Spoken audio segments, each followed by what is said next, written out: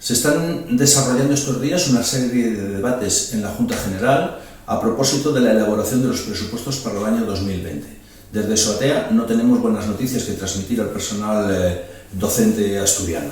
Desgraciadamente, no hay una partida presupuestaria para proceder a la homologación de nuestros salarios con lo que se cobra en el resto del Estado, algo que venimos reclamando de manera insistente desde el año 2007 y que creemos que de una vez por todas habrá que abordar en algún momento de esta legislatura.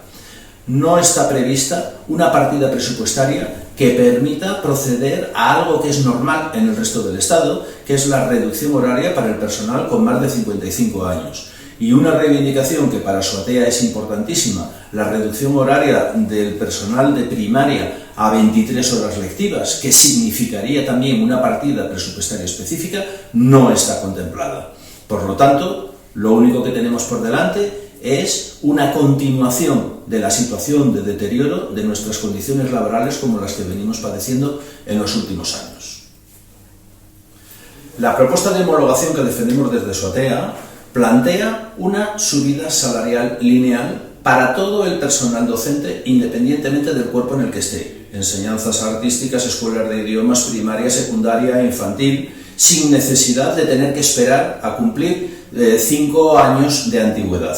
Es algo que ganamos porque es algo que nos merecemos gracias a nuestro trabajo.